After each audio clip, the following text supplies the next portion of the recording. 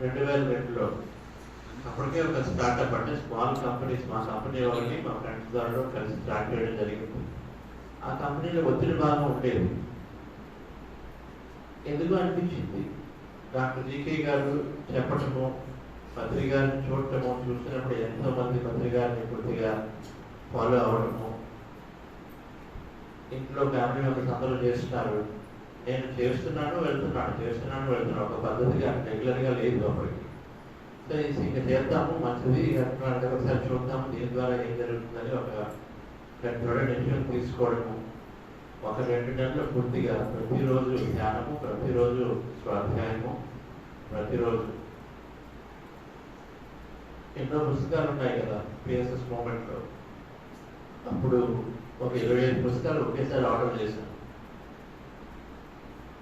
English book బాగా చదువుతుండేవాడు. So 25 పుస్తకాలు అక్కడ రికమెండ్ చేసిన టాప్ 25 బుక్స్ సాయి కమాండ్ కూడా ఆర్డర్ చేసి అవన్నీ తీసుకొని మ్యాక్సిమం చదువుతూ ఆ 2 నెలల్లో ధ్యానం చేసుకుంటూ నాకు పూర్తిగా ఒక ట్రాన్స్ఫర్మేషన్, ఒక అవగాహన అయితే పూర్తిగా వచ్చింది. ధ్యానం అనుకున్నాను కానీ పిఎస్ఎస్ మూమెంట్లో ఒక లైఫ్ జీవిత శాస్త్రం, మనం నేర్చుకునే జీవిత శాస్త్రం కదా, జీవితాన్ని ఎలా జీవిస్తాము అనే విషయము అప్పుడు పూర్తిగా ఒక విధంగా అర్థమైంది. దానివల్ల ఏంటి అంటే నా ఒత్తిడి పూర్తిగా తగ్గిపోవడం, రోజుకి 16 గంటల వర్క్ చేయాలంటే ఐటీలో, కంప్యూటర్ సైన్స్లో, సో ఒత్తిడి పూర్తిగా తగ్గింది. అదే ఏదైతే మరి చాలా ఒత్తిడిగా కష్టపడుతూ చేసేవాడిని, ఎందుకంటే బాగా కష్టపడడం అలవాటు. అప్పాజీ గారి ద్వారా, అప్పాజీ గారు గొప్పగా కష్టపడేవారు. మీరు ఎంతమంది అప్పాజీ గారిని కలిశారు ఇక్కడ? ఎంతమంది అప్పాజీ గారు కష్టపడుతూ చేయడం చూశారు? తక్కువ మంది, ఎందుకంటే మీరు చివరిలో కలిశారు. ఎంతైనా కష్టపడేవారు ఆయన, ఏదైనా పట్టుకుంటే దేన్ని వదలకుండా చేసేవారు. సో అది అలా వచ్చింది, కష్టపడుతూ చేయడం జరిగింది. కానీ 16 గంటలు ఒత్తిడిగా ఫీల్ అవడం, అయితే ధ్యానం తర్వాత ఆ ఒత్తిడి పూర్తిగా పోయింది. అదే 16 గంటలు చేస్తున్నాము, కానీ ఎంతో శక్తితో ఉదయం నుంచి రాత్రి వరకు చేయడం జరుగుతూ వచ్చింది. రెండోది ఏం జరిగింది, ఆఫీస్లో ఉన్నటువంటి మన కొలీగ్స్ ఎవరైతే ఉంటారో వాళ్ళందరికీ కూడా చక్కటి మంచి సంబంధం ఏర్పడింది. అంతకుముందు వీళ్ళు మనతో సరిగ్గా మాట్లాడట్లేదు, వాళ్ళు బయాస్గా ఉండేవారు ఎప్పుడు ఉంటారు కదా ఆఫీస్లో, మేనేజర్లు ఎప్పుడు కూడా మనతో సరిగ్గా ఉండరు, వాళ్ళు ఎవరికో ఫేవర్స్ చూపిస్తారు, అది ఇది అంటే ఏదో కంప్లైంట్లు ఉంటాయి. అలాంటివన్నీ కూడా పోయాయి. ఇక్కడ ఎంతమంది ఉన్నారండి ఉద్యోగస్తులు కానీ వ్యాపారవేత్తలు కానీ? ఓకే, సో అవన్నీ పోయాయి. అదే ఆఫీస్లోకి వెళ్ళడానికి ఇక్కడ బాగుంది. అంతకుముందు వీళ్ళు సరిగ్గా కోఆపరేట్ చేయట్లేదు, అలాంటివన్నీ కూడా పోకుండా చక్కగా ఇప్పుడు బాగుంది. ఇంకేముంది, ఒత్తిడి తగ్గిపోయి ఆఫీస్కి వెళ్ళడానికి బాగుంది. ఏ కంప్లైంట్లు అనేవి అక్కడ అంతగా లేకుండా. 3, నేను బయటికి వెళ్ళి క్లయింట్లు అంటాం కదా బిజినెస్ రావడం కోసం, ఎవరితో మాట్లాడినప్పుడు మనకు అనుగుణంగా అన్ని పనులు జరుగుతున్నాయి. అంటే ఆలోచన విధానం మాత్రం పనులు జరిగింది. 4, నాకు ఒక చెవులు పట్టేస్తుండేది ఫ్లైట్లు తీసుకుంటే, విమానాలు ఎక్కినప్పుడు, ఫ్లైట్ దిగినప్పుడు ఐస్ పట్టడము, పెయిన్ రావటము, దాని నుంచి నేను భయపడుతూ మళ్ళీ నెక్స్ట్ ఫ్లైట్ ఎక్కాలంటే కొద్దిగా ఇబ్బందిగా ఫీల్ అవుతూ, అది నా ఉద్యోగానికి కూడా కట్టొచ్చేది నేను ట్రావెల్ చేయాలంటే. అది 4 నెలల తర్వాత ధ్యానం చేస్తూ తెలియకుండానే ఎప్పుడు ఒక 6 సంవత్సరాల నుంచి దాన్ని ఇబ్బంది పడుతున్నాను కదా, అటువంటిది తెలియకుండానే సాల్వ్ అయిపోయింది 4 నెలల్లో. సో అప్పుడు ఎన్ని అనుభవాలు 4 నెలల్లోనే రావడం, అంటే అంత బెనిఫిట్స్ దానితో అర్థమైంది. దీంట్లో చాలా పవర్ ఉంది. ఎందుకంటే నేను చెప్పినటువంటి హెల్త్ కండిషన్ అమెరికాలో అప్పట్లో ఉండేవాడిని. ఎంతమంది డాక్టర్స్ తిరిగినా ఎవరు కూడా ఇది సాల్వ్ అవ్వదు, లైఫ్ లాంగ్ ఉంటుంది అన్నది మారింది. సో ఎక్స్పర్ట్స్ చెప్పింది మారటము, అలాగే నేను ఆఫీస్లో ఒక 3 సంవత్సరాలు ఇలాగే ఉన్నాను వీళ్ళు అనుకున్న వాళ్ళు మారటము, అంటే వాళ్ళు మారలేదు, నేను మారిన తర్వాత తెలిసింది. ఆలోచన విధానం మారింది, నా బాడీ మారుతూ ఉంది. ఓకే, సో ఇవన్నీ జరిగేసరికి ఇది బాగుంది, దీన్ని ఖచ్చితంగా మనము 10 మందికి చేర్చాలి అని ఒక దృఢ నిశ్చయం అప్పుడే అనిపించింది. మనం చేస్తే బాగుంటుంది. అయితే అప్పటికి డాక్టర్ జీకే గారు ఆల్రెడీ ఎంతైనా తిరుగుతున్నారు, సేవలు చేస్తున్నారు. ఓకే, ఆ కుటుంబ సేవలు చేస్తూ ఉండొచ్చు, నేను వాళ్ళకి తెలియదు అప్పట్లో, ఎందుకంటే బెంగళూరులో ఉండేవాడు. కానీ వీళ్ళు జీకేగా చేయడము ఆ స్ఫూర్తితో సరే నేను కూడా ఇది చేయవచ్చు అనుకోండి మన ఏదైనా అనుకుంటే మన ఎదురుగా మనకి అవకాశం వస్తుంది. సో ఆ విధంగా అవకాశం వచ్చింది పిరమిడ్ వ్యాలీ ఇంటర్నేషనల్ అని చెప్పేసి బెంగళూరులో మనకి పిఎస్ఎస్ మూవ్మెంట్కి ఇంటర్నేషనల్ హెడ్ క్వార్టర్స్. అక్కడ ఆ పిరమిడ్ వ్యాలీ ఇంటర్నేషనల్ ఎంతమంది వెళ్ళారు ఇక్కడ నుంచి పిరమిడ్ వ్యాలీకి? చాలా మంది ఉన్నారు, 15-20%. ఆ ఇంటర్నేషనల్ హెడ్ క్వార్టర్స్ అనేటువంటి అద్భుతమైన ఈ మెడిటేషన్ సెంటర్కి ఒక ట్రస్టీగా ఉండడానికి అవకాశం రావటము, వెంటనే దాన్ని బ్రేకప్ చేయటము, ఏం జరుగుతుందో తర్వాత ముందు అడిగారు మనం చేస్తాము. చాలాసార్లు మనం పూర్తిగా మైండ్లో నేను చేయగలనా చేయలేనా, నాకు టైం లేదు, అది ఇది అది అనుకుంటూ ఆలోచిస్తూ మనం ఒక అవకాశాన్ని తీసుకోము. కానీ ఒక ధైర్యంగా తీసుకుంటే దాని నుంచి ఎంతైనా అద్భుతాలు జరుగుతాయి. ఎస్పెషల్లీ ధ్యాన సేవకు సంబంధించిన కార్యక్రమాలు పట్టుకుంటే ఇప్పుడు తెలియకపోవచ్చు, వాటిని రిజల్ట్ తెలియదు, నాకు కూడా తెలియదు. అయితే నేనైతే ఓకే నేను చేస్తాను అన్నాను. నాకు చాలా చాలా చాలా చాలా బిజీగా ఉండేది స్కెడ్యూల్, అయినా నేను ట్రస్టీగా ఉంటాను ముందే దొంగడం జరిగింది. ఎందుకు? నేను చూస్తూనే ఉన్నాను, ఎప్పుడైతే మనము ఒక మాస్టర్ సాన్నిధ్యంలో ఉంటామో మనం ఎంతైనా నేర్చుకోవచ్చు. ఎంతమంది దానికి ఓకే అంటారు, మాస్టర్తో కలిసి ఉంటే ఎంత ఓకే, చాలా మంది చెప్తున్నారు మాస్టర్తో కలిసి ఎంతైనా నేర్చుకోవచ్చు.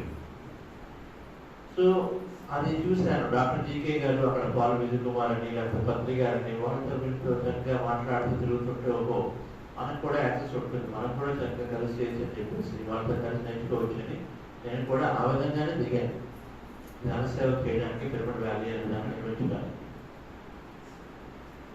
అయితే దిగిన తర్వాత ఎంతైనా నేర్చుకోవడం జరిగింది. ఎన్నో కాన్సెప్ట్లు పత్రికాన్ని ప్రతి నెలకు ఒకసారి, ప్రతి 6 వారాలకు ఒకసారి కావడం జరుగుతుంది. ఎన్నో విషయాలు నేర్చుకుంటూ, ముఖ్యంగా సంకల్ప శక్తి గురించి, అలాగే ఏదైనా కూడా ఒక అంగీకార భావనలో రావడం గురించి, ధైర్యంగా ఏదైనా దూకడం గురించి, ఏదైనా చేయడానికి ముందుగా ధైర్యంగా వెళ్ళడం గురించి, ఎన్నో రకాల విషయాలు మనం వాటిని చూస్తున్నప్పుడు, వాటిని చేస్తున్నప్పుడు అక్కడ ఏ విధంగా వేదం చూసుకొని నేర్చుకోవడం జరిగింది. అయితే కొన్ని సంవత్సరాలు తెలిసింది ఆ పిరమిడ్ వ్యాలీ ప్రాజెక్ట్ని నేను పిరమిడ్ వ్యాలీని నిర్వహిస్తున్నప్పుడు తర్వాత కొన్ని సంవత్సరాలు తెలిసింది ఏదైనా అటువంటి ఒక గొప్ప ప్రాజెక్ట్ని, ఏదైనా కానీ ఒక పెద్ద ప్రాజెక్ట్ మనం పట్టుకుంటే, దాన్ని వదిలిపెట్టకుండా ఉంటే మన ట్రాన్స్ఫర్మేషన్ మనం ఖచ్చితంగా ఒక నిర్మాణ స్థితిలోకి, ఒక మోక్ష స్థితిలో ఖచ్చితంగా వెళ్తాం. దాన్ని పట్టుకుంటే చాలు వదలకుండా అని నాకు తెలిసింది. అంతేకాదు అది నా జీవితంలో ఒక భాగం కూడా తెలిసింది. ఎంతమంది ఇక్కడ వాళ్ళ జీవిత ధ్యేయంలో ఉన్నారు అని అనుకుంటున్నారు? మీ జీవితంలో మీరు ఆల్రెడీ ఉన్నారని ఎంతమంది అనుకుంటున్నారు? ఎంతమంది అనుకోవట్లేదు? మళ్ళీ ఎంతంటే జీవిత ధ్యేయంలో మీరు మీ జీవిత ధ్యేయంలో ఉన్నారు అని.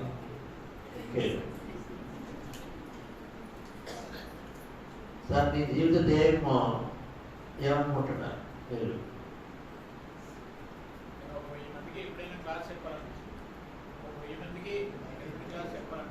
అవును,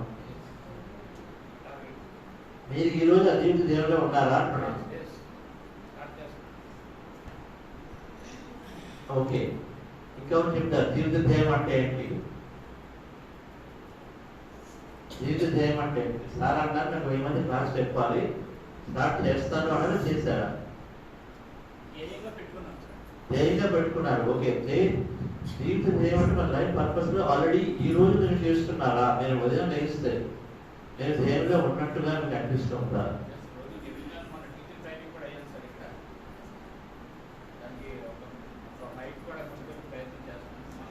ట్రైనింగ్ ఇస్తున్నాం సార్. మూర్తి గారు, లక్ష్మి గారు సర్టిఫికేట్ ఇచ్చారు. సో అది స్కూల్కి ఏమి చెప్తారని స్టార్ట్ చేస్తున్నాం సార్. ఇప్పుడు మ్యాథ్స్ని కలుపుకొని నేను వెళ్ళి నేనున్న ఏరియాలో ముందు ఐడెంటిఫై చేద్దారని స్టార్ట్ చేద్దారని ప్రయత్నం చేస్తాను. Okay, right. కాబట్టి అక్కడ నేను పిరమిడ్ వ్యాలీలో కలిశాను. Yoga day. Okay, yoga day కలిసాను. 20% కరెక్ట్. Yes madam. నేను ఎప్పుడైతే ధ్యానంలోకి వచ్చానో జీకే సార్ మాకు చెప్పింది ఏంటంటే మీరు ధ్యానంలోకి వచ్చారు, మీ విజన్ ఏంటో మీకు తెలిసిపోయింది. ధ్యాన ప్రకారంగా ఇంట్లో కుటుంబం చూస్తూ మీరు ఎక్కడికైనా ఏది చేయాలో మీ టాలెంట్ మీ ఎలాంటి మీకు తెలుస్తుంది. ఆ విధంగా మీరు నడుచుకోండి అన్నారు. అప్పటి నుంచి ఇప్పుడు దాకా అలాగే నడుచుకుంటున్నామండి. ఎక్కడికైనా వెళ్ళాలన్నా ఒకదాన్ని వెళ్ళిపోతామండి. వీళ్ళ తోడు ఆ తోడు అని ఉండదండి. బెంగళూరు కూడా ఒకదాన్ని వస్తారండి. హైదరాబాద్ రావాలన్నా ఎక్కడన్నా వెళ్ళాలన్నా ఒకదాన్నే ఆ ప్రయాణం అలాగా సాగుతున్నాం. చాలా ఆనందం. ఎంతైతే మనం ఎప్పుడైతే ఒక అడుగు ముందేసామో దాని ప్రకారంగా మాకు గురువులు కూడా అనుసరించి జనరల్లో వెళ్ళిపోతానండి. నేను వెళ్ళిపోయినా నాకు సీట్ రెడీగా ఉంటుందండి. అంటే వ్యాసెస్ అలాగా నన్ను సమకూరుస్తారండి. ప్రతి దానికి కూడా మనకున్న దాంట్లోనూ ₹1 ఉన్నదంటే 10 పైసలు ధ్యానానికి ఇచ్చి ముందు 90 పైసలు కుటుంబ పరంగా చూసుకోవడం, మన గురించి మనం చూసుకోవడం చేయాలండి. అది అలా చేస్తేనే ధ్యానాలు అవుతారండి. అంతేగాని మొత్తం పూర్తిగా ఎప్పుడో చేద్దామంటే అవ్వదు. మనం ఉండే పరిధిని చూసి ఆ పరిధిలోనే వెంటనే మనం దేనికి ఏది పెట్టాలో అది పెడుతూ ముందుకెళ్తూ ధ్యానం చేస్తూ మనం ధ్యానపరంగా కొంత ఖర్చు పెడుతూ వెళ్తూ ఉంటేనే మనకి అప్పుడు దైవ కుటుంబంగా ఒక దేవతగా తయారవుతుంది. Okay, thank you. జీవిత ధ్యేయం అంటే ఏంటి కావాలి? మీరు మీ జీవిత ధ్యేయంలో ఉన్నారని చేతులు ఎత్తారు కదా చాలా మంది. ఒకరు మాట్లాడారు, ఏ విధంగా ఎందుకు అనుకుంటున్నారు మీరు జీవిత ధ్యేయంలో ఉన్నారు అని? ఫ్యామిలీ అనేది ఉంటుంది కదా, సో అదేంటంటే లిమిటెడ్. మన సిబ్లింగ్స్ తర్వాత whatever expansion if grandparents అంతవరకే ఉంటుంది. కానీ ఒక ఆధ్యాత్మిక కుటుంబం అన్నది చూస్తే its horizon is very vast. So ఒక గ్రూప్ లివింగ్లో అంటే అందరం వచ్చిన తర్వాత భూమి మీద పుట్టిన తర్వాత తెలుసో తెలియక ఒక సొసైటీతో అసోసియేట్ అయి ఉంటాం కదా. అంటే చాలా సర్వీసెస్ దాని నుంచి పొందుతూ ఉంటాం, స్కూల్ నుంచి హాస్పిటల్ నుంచి అలా. సో ఒక ఆధ్యాత్మిక దీనిలో ఆ గ్రూప్తో అసోసియేట్ అయ్యి ఉండడం అన్నది ఉత్తమమైనది అని నాకు అనిపించింది. తెలియకుండానే చిన్నప్పటి నుంచి అలా డిఫరెంట్ స్కూల్స్లో అసోసియేట్ అవ్వడం జరిగింది. So I'm happy that I'm in a protective zone and with good family wherever I am. Okay, జీవిత ధ్యేయం అంటే ఈ రోజు మనం చనిపోవడానికి ఎంతమంది సిద్ధంగా ఉంటారు? నేను నా జీవితంలో చేయాల్సింది చనిపోవడానికి సిద్ధం అంటే నాకు అది చనిపోవడం కాదు. నేను చేయాల్సింది చేశాను, ఓకే నేను వెళ్ళిపోయినా నో ప్రాబ్లం అని ఎంతమందికి అనిపిస్తుంది. ఆ స్థితిలోకి రావాలి. మనం ఎప్పుడైతే తెలుసుకుంటామో తెలుసుకున్న తర్వాత నేను ఈ రోజు చేయాల్సింది చేశాను, ఎంతవరకు నేను ఈరోజు చనిపోయినా నో ప్రాబ్లం, బికాజ్ నేను ఆల్రెడీ ఎంత చేశానో అంత చేస్తూనే ఉన్నాను అనే స్థితిలో ఉంటే జీవితంలో ఉన్నట్టు ఆ ఫీలింగ్ ఉండాలి.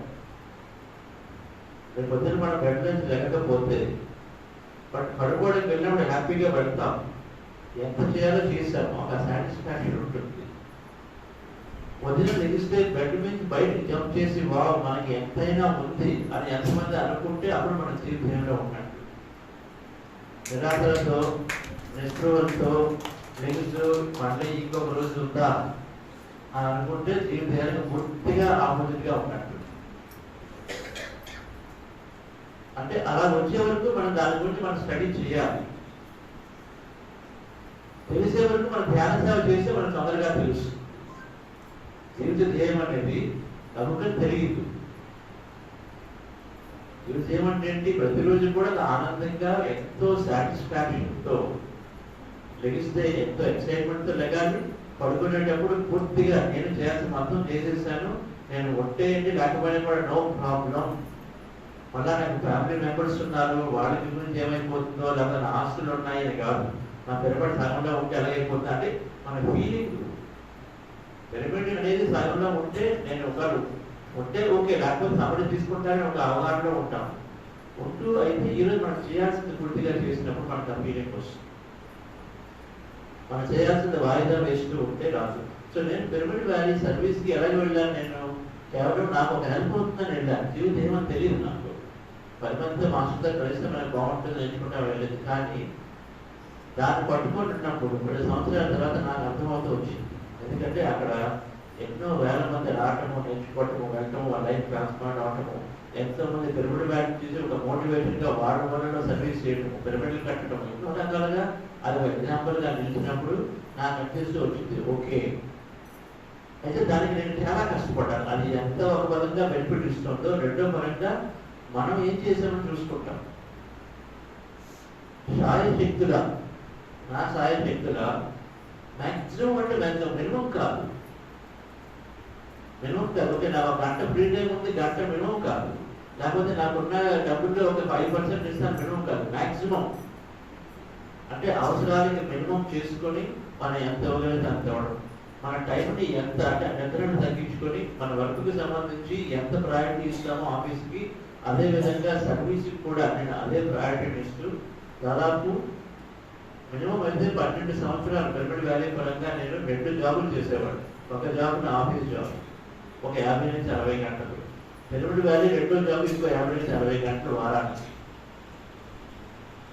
అంటే వీకెండ్స్, ఈవినింగ్స్ దానికి పూర్తిగా పెట్టినప్పుడు అప్పుడు మనం అనుకుంటాం మన దగ్గర డబ్బు ఉంది, టైం ఉంది, జ్ఞానం ఉంది, 3 ఉన్నాయి. ఈ 3 మనం మ్యాక్సిమం ఇస్తూ ఉంటే అది మన మినిమం కాబట్టి మ్యాక్సిమం ఇచ్చినప్పుడు మనం ఖచ్చితంగా ఆ పీరియడ్లోకి వచ్చి తీరుతాం. నా దగ్గర ఉన్న దాంట్లో నేను మ్యాక్సిమం ఇవ్వగలుగుతున్నాను. నాకు టైం ఉంది, ఆ టైంని క్రియేట్ చేసుకుంటాను. సినిమాలు కట్ చేసుకొని లేకపోతే ఇంకోటి కట్ చేసుకొని మ్యాక్సిమం టైం పిరమిడ్ వ్యాలీ సేవకి అవసరాలకు మించింది ఏది ఉన్నా కూడా డబ్బుని మ్యాక్సిమం ఆ డొనేషన్, అదే అప్పులు తీసుకుని వచ్చి అప్పట్లో చూసాం వాళ్ళు విజయకుమార్ గారు, డాక్టర్ జేకే గారు ఎప్పుడు అప్పులు తీసుకొని పని చేస్తున్నారు. ఆ విధంగానే తీసుకొని చేయటం. మనం పర్సనల్గా అప్పులు తీసుకుంటున్నాం కదా, తీసుకుంటున్నాము. సైకిల్ కొనాలన్నా బైక్ డబ్బులు అప్పులు తీసుకుంటున్నాం. మరి ఈ కార్యక్రమానికి వచ్చే కదా తీసుకోగలమా, తీసుకోలేమా అని ఆలోచన వస్తుంది. అంటే మ్యాక్సిమం అందరినీ తీసుకోమని చెప్పడం లేదు, అంటే మీకు అది ఓకే అన్నప్పుడు మనం చేయగలం. మన ప్రతిదీ కూడా మ్యాక్సిమంగా మన నాలెడ్జ్ని ఇవ్వడంలో కానీ, మన టైం ఇవ్వడం కానీ, ఆ విధంగా నేను చేస్తూ రావడం అన్నా. నా వైపు చూసుకుంటే నేను ఎంత చేయాలో అంత చేశాను 2 సంవత్సరాలు. ఇంకో వైపు దాని ఫలితం అద్భుతంగా ఉంది, తెలుస్తూనే ఉంది. అప్పుడు అర్థమైంది, అంటే 10 సంవత్సరాల అర్థమైంది మన జీవిత తీవ్రంగా పూర్తిగా ఉన్నామని. మనం తెలియకుండానే మనం ఎప్పుడైతే ధ్యాన సేవలో తింటామో, దాన్ని వదిలిపెట్టుకుంటామంటే అది జరిగింది. అక్కడ జీవిత తీవ్రంగా ఉంటాము అంటే డెత్ అనేది, చావు అనేది ఎప్పుడు వచ్చినా కూడా హ్యాపీగా స్వీకరిస్తాం. అందుకనే ఇంకా కావాలి. ఎంతమందికి తెలుసు ఖచ్చితంగా రేపు మార్నింగ్ లెగిస్తారంటారు. రేపు మార్నింగ్ లెగిస్తారు అనుకుంటున్నాను. ఎంతమంది అనుకుంటున్నారు? ఖచ్చితంగా ఖచ్చితంగా లెగిస్తారు, ఖచ్చితంగా. ఎలా తెలుస్తుంది మీకు? ఓవర్ కాన్ఫిడెన్స్ ఉండకూడదు. ఓవర్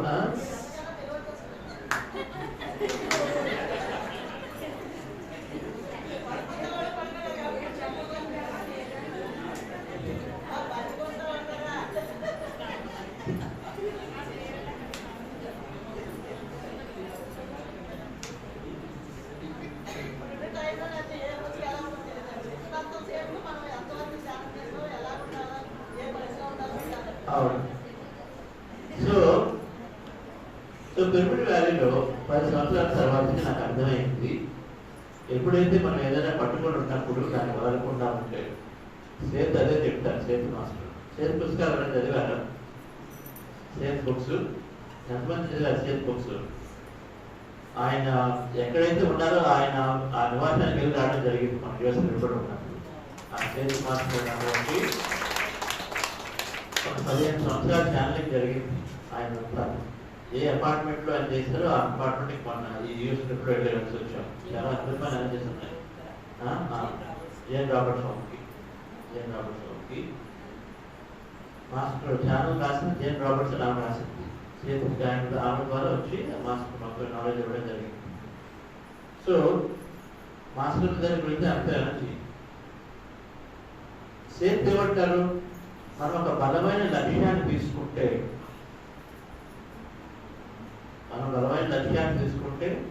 మనం ఖచ్చితంగా జీవితంలో మన నిర్మాణ స్థితిలోకి వెళ్తాము. మనం ఖచ్చితంగా మన ట్రాన్స్ఫర్మేషన్ జరుగుతుంది అంటారు. బలమైన లక్ష్యాన్ని తీసుకోవాలి. ఒక బలమైన లక్ష్యం ఆధారంగా, బలమైన లక్ష్యం అంటే ఏదైనా అవనివ్వండి, మన శక్తికి మించింది ఒకటి మనం తీసుకోవాలి. ఇప్పుడు నరేంద్ర మోడీ గారు ఇండియా ప్రైమ్ మినిస్టర్ అవ్వాలనుకున్నారు. ఆయన ఎక్కడి నుంచి ఇచ్చారు? ఒక బలమైన లక్ష్యం. ఓకే, ధ్యాన మార్గంలో ఉన్నప్పుడు మన ధ్యాన మార్గంలో బలమైన లక్ష్యం తీసుకుంటే దానికి పరాకాష్ఠలోకి వెళ్తాం ఖచ్చితంగా. కానీ బలమైన లక్ష్యం తీసుకోవాలి. ఎంతమంది తీసుకున్నారు ఇక్కడ బలమైన లక్ష్యాన్ని పట్టుకున్నారు? పట్టుకోవాలి. నేను చేసిన యూట్యూబ్ ఛానల్ ద్వారా ఒక 10 మిలియన్ పీపుల్కి నేను ధ్యానం అందిస్తున్నాను. ఒక లక్ష్యం దాన్ని పట్టుకోవాలి, దానికి సంబంధించి చేయాలి. ఈ బ్రహ్మాండ పిరమిడ్ ద్వారా 10 లక్షల మందికి ధ్యానం చేసి నేర్పిస్తాము. పట్టుకోవాలి, దాన్ని వదలకుండా చేయాలి, ప్రతిరోజు చేయాలి. కొన్ని రోజులు బాగా కిందకు ఉంటుంది, కొన్ని రోజులు పైకి ఉంటుంది, అవునా కదా? అయినా కూడా వదిలిపెట్టకూడదు. బాగున్నప్పుడు నుండి బాగులేనప్పుడు అక్కడ వదిలిపెట్టి చేయడం కాదు. పిరమిడ్ వ్యాలీలో కూడా అదే జరిగింది.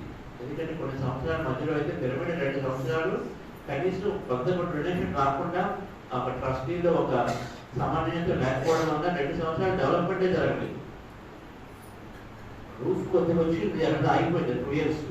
ఫండింగ్ లేదు, ఒక ట్రస్టీస్లో ఒక సరైన అండర్స్టాండింగ్ లేదు. ఆగిపోతే నాకు అనిపించింది, ఏంటి వెళ్తున్నాము వస్తున్నాం పిరమిడ్ వ్యాలీకి మీటింగ్ జరుగుతున్నాయి కానీ డెవలప్మెంట్ లేదు, ఎందుకు ఇక్కడ ఉండాలి అనిపించింది. రిజైన్ చేద్దాం అనుకున్నా. ఓకే, చాలాసార్లు వస్తుంది కదా, ఏదైనా మన బిజినెస్ అనుకుని జరగకపోయినా ఏదైనా అనుకుని జరగకపోతే మనం వదిలేస్తాం. మంత్రి గారు అన్నారు నువ్వు వదిలేసారనుకుంటే, అప్పుడైతే అలా కాదు నాయన ఉంటే అన్నీ జరుగుతాయి అన్నారు. ఓకే, ఇంకోసారి ఇలాగే ఇంకో ఇష్యూ వచ్చింది 2010లో, అప్పుడు వదిలేస్తాను. మూడోసారి ఇంకోసారి వచ్చింది. ఒకసారి పిలిచి నువ్వు వదిలేస్తా అంటే నీలాగా అనుకుంటే నేను కనీసం ఒక 20 సార్లు 30 సార్లు 100 సార్లు ఎప్పుడూ వదిలేసి ఉండేవాడిని. పిఎస్ఎస్ మూమెంట్ని అలా వదిలేయడం అనేది కాదు, పట్టుకుంటే పట్టుకొని ఉండాలి. ప్రాబ్లం వచ్చింది కదా వెళ్ళిపోవడం కాదు సమస్య. ఇక్కడ సమస్య అది కాదు. ఇక్కడ మనం వాలంటీర్ టైం ఇస్తున్నాం, సేవ కోసం వస్తున్నాం, అక్కడ అనుకున్నట్టు జరగట్లేదు. కానీ ఆ లక్ష్యం కరెక్ట్ అయినప్పుడు మనం ఖచ్చితంగా దాన్ని పట్టుకొని ఉంటే మన ట్రాన్స్ఫర్మేషన్ జరుగుతుంది, మన జీవితంలో వెళ్తాము, మనం ఎంతో సాటిస్ఫైడ్ లైఫ్గా ఉంటాం, మనం అనుకునేదాన్ని జరుగుతూ ఉంటుంది, ఎవ్రీథింగ్ అవుతూ ఉంటుంది. ఆ బలమైన లక్ష్యం పట్టుకోవాలి, దాన్ని వదులుకుంటాం. సో పిరమిడ్ వ్యాలీ విషయంలో నాకు జరిగింది అదే. దాన్ని ఎన్నోసార్లు ఎన్నో రకాలుగా పాలిటిక్స్గా కానీ టైం లేక టైం ప్రెషర్, చాలా మంది నాకు బిజీ అయిపోయింది టైం లేదంటే వెంటనే వెనక్కి వెళ్ళిపోతాను ఆ టైంలో. కానీ అటువంటి స్క్వీజింగ్ టైంలో ఉన్నప్పుడు కూడా నేను పట్టుకొని ఉండడం వల్ల ఎంతో అద్భుతమైన మేలే జరిగింది, పర్సనల్గా కూడా చూసుకుంటే. సో పిరమిడ్ వ్యాలీ అలా జీవిత దేవుల్లో అనిపించింది. తర్వాత కంటిన్యూ చేస్తున్నాడు ఒకరోజు పత్రికలకు, నువ్వు కార్పొరేట్ సంస్థలో చేస్తున్నావు కాబట్టి మనం అందరికీ బుద్ధా CEO అని చెప్పేసి ఈ లేడీస్కి మనం ధ్యానం చెప్పాలి. సో లేడీస్ ధ్యానం చెప్తే లేడీస్ దగ్గర ఏముంటాయండి, నాయకుల దగ్గర ఏముంటుంది, ఎన్నో వనరులు ఉంటాయి, రిసోర్స్ ఉంటాయి. నాయకుల దగ్గర ఎంతైనా నాలెడ్జ్ ఉంటుంది, అన్ని రిసోర్స్ అన్నీ ఉంటాయి. నాయకులు అంటే కంపెనీలు కానీ ఆర్గనైజేషన్ కానీ ఏముంటుంది, వాళ్ళు ఎంతమంది పీపుల్ ఉంటారు వాళ్ళ చుట్టూ, అంతే కదా. సో మనుషులు ఉంటారు, ఉండొచ్చు, ఎన్నో రకాల రిసోర్సెస్ ఉంటాయి, ఎంతో అవగాహన ఉంటుంది. కాబట్టి వాళ్ళు ధ్యానంలో అయితే ఆ సొసైటీలో తొందరగా ధ్యానం వెళ్తుంది. కాబట్టి మనము ఈ నాయకుడికి బుద్ధా శివుని యొక్క మార్గంతో చేద్దామని చెప్పేసి ఒక వర్క్షాప్ చేసి చెప్పారు. 2015 చేశాము పిరమిడ్ వ్యాలీలో. అది మెల్లగా 2020కి ఒక ఆర్గనైజేషన్గా బుద్ధా CEO క్వాంటమ్ ఫౌండేషన్ ఆర్గనైజేషన్గా రిజిస్టర్ చేసి 2020 నుంచి కూడా నేను కూడా 2019లో పూర్తిగా ఫుల్ టైం రాజీనామా చేసి జాబ్కి, దీంట్లో అప్పటి నుంచి కూడా పూర్తిగా ఫుల్ టైంలో ఈ బుద్ధా CEO ద్వారా ప్రపంచవ్యాప్తంగా ఎంతైనా అద్భుతంగా మనం ప్రాసెస్ చేస్తున్నాం. ముఖ్యంగా అఫ్కోర్స్ ఇండియాలో ప్రపంచంగా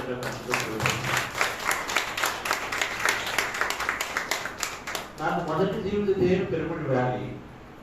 దాని ముందు జీవిత దేవుడు నా కంపెనీ. దాంట్లో 14 సంవత్సరాలు చేస్తూ చేస్తూ చేస్తూ ఏ రోజు కూడా ఇది వస్తుందా పోతుందా లేదా అని కాకుండా దాని మీద నమ్మకంతో చేస్తూ ఉంటే కంపెనీ సక్సెస్ అయ్యింది. అదే టైంలో ప్యారల్గా పిరమిడ్ వ్యాలీ చేస్తూ చేస్తూ చేస్తూ మధ్యలో ఎన్ని ఒడిదుడుకులు దాన్ని కంటిన్యూ చేయడం జరుగుతూ వచ్చింది. సో అది జీవిత ధ్యేయంలో భాగమే. దాని తర్వాత ఈరోజు బుద్ధా శ్రీ క్వాంటమ్ ఫౌండేషన్ జీవిత ధ్యేయంలో భాగమే. మొన్న ఈ మధ్యలో మెడిటేషన్కి సంబంధించి ఒక కంపెనీని పెట్టాము. మళ్ళీ కార్పొరేట్ రంగంలో ఎలా ఎంతైనా ప్రపంచం మొత్తం చేయడానికి నాన్ ప్రాఫిట్ జరుగుతున్నా అది నా జీవిత ధ్యేయంలో భాగమే. ఇక్కడ బ్రహ్మర్షి పిరమిడ్ ఇక్కడ కట్టడం ఒక జీవిత ధ్యేయంలో భాగమే. మన జీవిత ధ్యేయంలో ఎన్నో ఉంటాయి. ఇది ఎప్పుడు కొన్ని ధ్యానానికి సంబంధించి ఉంటాయి కాదు. ధ్యానం ఒకటే జీవిత ధ్యేయం కాదు. మనకి అక్కడ ఏది స్ట్రాంగ్గా అనిపిస్తే చేయడం ద్వారా మనకి ఎంతైనా సాటిస్ఫాక్షన్ కలుగుతూ ఉంటుంది. ధ్యానం వచ్చిన వాడికి ధ్యానానికి సంబంధించి కూడా ఖచ్చితంగా ఉంటుంది, పెరుగుతుంది నేను దేవుడు, అది తెలుసుకోవాలి తెలుసుకోగా ఏదో ఒకటి ఉంటుంది. మనకి తెలిసినటువంటి ప్రత్యేక గుణం ఏదైతే మనకు ఉందో దాన్ని వాడుకుంటూ మనం ఆ ధ్యాన సేవను అందిస్తే, మనకు ప్రత్యేక గుణం ఏదైతే ఉందో దాన్ని వాడుకుంటూ మనకి ఏది చేయాలనుకుంటున్నామో దాన్ని చేస్తే అది మన జీవితం అవుతుంది. మనకు ఉన్నటువంటి ప్రత్యేకమైన గుణం ఏదంటే, ఓకే ఒకరికి పాటలు ఉంటే పాటలు, ఒకటి రాయటం ఉంటే రాయటం, ఒకరికి 10 మందికి చెప్పడం ఈజీ అయితే వాడు ధ్యానం గురించి ఇనిషియల్గా చెప్పాలి, ఒక సేల్స్ అంటారు. ఎవరికైతే ధ్యానం చక్కగా అంటే ఒరేషన్ స్కిల్స్ ఉంటే వాడు టీచర్గా చేయాలి. ఎవరైతే ఎక్కువ వినిపించి లిజనింగ్ స్కిల్స్ ఉంటే వాళ్ళు కౌన్సిలర్గా చేయాలి. చాలా మందికి లిజనింగ్ ఉండదు, అంటే వినడానికి అంతగా ఇష్టపడినప్పుడు ఎక్కువగా వినలేదు. కానీ బాగా పేషెన్స్ వినేవాడు అంటే కౌన్సిలింగ్ చేయాలి. ఒక 2 నిమిషాల్లో చెప్తే ఎవరైనా మన మాట ఇంప్రెస్ అవుతున్నారంటే వాళ్ళు సేల్స్ చేయాలి, వెళ్ళి ధ్యానానికి ఇంట్రడక్షన్ చేయాలి. రైట్, అంటే మనకు ఉన్నటువంటి స్కిల్ బట్టి మనము ఎవరైతే బాగా రాస్తున్నారో వాళ్ళు బ్రోషర్లు ప్యాంప్లెట్లు ఇవన్నీ చేయాలి. ఎన్నో రకాలుగా మనకున్నటువంటి యూనిక్నెస్ ఏదంటే దాన్ని వాడుకున్నప్పుడు మనం జీవిత దేవుడు ఆటోమేటిక్గా పెడతాం, మన జీవితాన్ని నిర్వహిస్తున్నట్టే. మనందరికీ ఉంటుంది ఒక యూనిక్ స్కిల్ అంట, ప్రత్యేకత ఒకటి ఉంటుంది. ఆ ప్రత్యేకత ఏంటిది మనకి ధ్యానం ద్వారా మనకు తెలుస్తూ ఉంటుంది. ఆ ప్రత్యేకత ఏంటి, దాన్ని నేను ధ్యాన సేవకు ఏ విధంగా ఇస్తాను, నా ప్రత్యేకత ఏంటి, దాన్ని నేను మా కంపెనీలో ఏ విధంగా ఇస్తాను, మా కుటుంబంలో దాన్ని ఏ విధంగా ఇస్తాను అని ఒకసారి చూసుకుంటే ఆటోమేటిక్గా మన జీవితంలోకి వెళ్తాం. అంటే ధ్యాన సేవ తెలుసు, కుటుంబ సేవ తెలుసు, అందులో నేను ఏం చేయాలి. కొన్ని విషయాలు మనం సరిగ్గా చెప్పినప్పుడు మనం చెప్పకూడదు, మన హస్బెండ్ చెప్పాలి, పెద్దవాడు చెప్పాలి. మనం కామ్గా ఉండడానికి మనం చెప్పడం రాదు కాబట్టి మనం కొన్నే చేయగలుగుతాం, అవే చేయాలి. అంటే అప్పుడు మనం మన కరెక్ట్గా పండుతుంది అనమాట. సో ఫ్రెండ్స్, ఈ జీవితంలో భాగంగా నేను ఈ బుద్ధాశ్రీ క్వాంటమ్ ఫౌండేషన్ చేస్తూ బ్రహ్మాండ పెరుగుబడి కానీ అలాగే హైదరాబాద్ పిఎస్ఎఫ్ ప్రాజెక్టులు ఉన్నాయి. వాటికి మనకి ఎంతైనా అవకాశం, ఏది కూడా మన ఊహను బట్టి ఉంటుంది. మన ఊహ ఎంత ఉంటే మనకి అన్ని అవకాశాలు. దీన్నే సేల్స్ చెప్తున్నారు మనకు తెలిసింది. పూర్తిగా మన ఆలోచనలే మనకి లిమిటేషన్స్. అంటే మన ఆలోచనలో మనం ఎంత ఓపెన్గా ఎంత ఎక్స్పాన్సివ్గా ఉంటే మనం అంత చేసుకోవచ్చు. మన జీవితంలో ఆలోచనలో ఎంత తక్కువ ఆలోచిస్తే అంతే మనం చేసుకుంటాం, అవునా కాదా? ఓకే, సో నేను 2009లో ఒక విజన్ బోర్డ్ రాసుకున్నాను. అంటే మనకి ఏం కావాలి అని. అందులో అప్పుడు అనుకున్నాను నేను 100 మెగా పిరమిడ్లకి కాంట్రిబ్యూట్ చేయాలని ఒకటి రాసుకున్నాను. అప్పట్లో పిరమిడ్ వ్యాలీకి 1000 మంది రోజుకి రావాలని రాసుకున్నాను. ఆ 100 మెగా పిరమిడ్ అనుకున్నాం కాబట్టి దానికి సరిపడా ఆ పిరమిడ్ వ్యాలీ అనుభవం, దాని నుంచి హైదరాబాద్ పిరమిడ్కి, దాని నుంచి వెల్లూరులో మెగా పిరమిడ్కి, ప్రతి చోట కూడా ఈరోజు ఒమేగా పిరమిడ్ అని చెప్పేసి డాలస్లో చేసడానికి మనకు ఒక అవకాశం. మనకు ఉన్నటువంటి నాలెడ్జ్ని కానీ దేన్ని కాంట్రిబ్యూట్ చేయడానికి మనం ఆటోమేటిక్గా అక్కడ టీం మెంబర్గా అవడానికి అవకాశం వస్తుంది అనుకుంటున్నాం. కాబట్టి అప్పట్లో అనుకున్నాను మెడిటేషన్కి సంబంధించి టెక్నాలజీ క్రియేట్ చేయాలి, ఖచ్చితంగా ఇది ప్రపంచం మొత్తం వెళ్ళాలని టెక్నాలజీ క్రియేట్ చేయాలి అనుకున్నాను. ఎప్పుడు అనుకున్నాను? 10 సంవత్సరాల క్రితం అనుకున్నాను. అది ఇప్పుడు వచ్చింది. ఆ టెక్నాలజీ క్రియేట్ చేయడానికి అన్ని రకాల సదుపాయం అయింది. కాబట్టి ఈ రోజు దాని దృష్టి అంటే అనుకుని ఖచ్చితంగా మనం దాని మీద దృష్టి పెడితే సమయంతో సంబంధం లేకుండా మన జీవితంలో ఖచ్చితంగా వస్తాయి. వేరే మేనిఫెస్టేషన్ అంటాం. అంటే మనకి ఏదైనా కావాల్సినటువంటి దేవుడిని అనుకొని ఒక 4 రోజుల్లో 2 నెలల్లో 3 నెలలు రాకపోతే వదిలేయటం కాదు. అది శాస్త్రపరంగా మనకి నిజంగా శాస్త్రం తెలిస్తే మనం అనుకున్నది లక్ష్యాలు అనుకున్నది నిజంగా దాని కానీ ఒక బలమైనటువంటి ఫోర్స్తో కానీ మనం ఏమంటారు సంకల్పం అంటాం, దాంతో ఎప్పుడు మన దృష్టిలో ఉంటే చాలు అది ఖచ్చితంగా మన జీవితంలోకి వచ్చి తిరుగుతుంది. కాలానికి సంబంధం లేకుండా ఉండాలి, కాలం అనేది దృష్టిలో పెట్టుకోకుండా మనం చేయాల్సి చేస్తూ ఉంటే మన జీవితంలో మనం ఏమనుకుంటున్నామో అన్నీ ఖచ్చితంగా మనకు వస్తాయి. సో మేనిఫెస్టేషన్ సైన్స్ అనేది నేను పత్రికగా చూస్తూ నేర్చుకున్నాను. అండ్ అఫ్కోర్స్ అక్కడ సేఫ్ చెప్పారు, కానీ ఎన్నోసార్లు అన్న ఫర్ ఎగ్జాంపుల్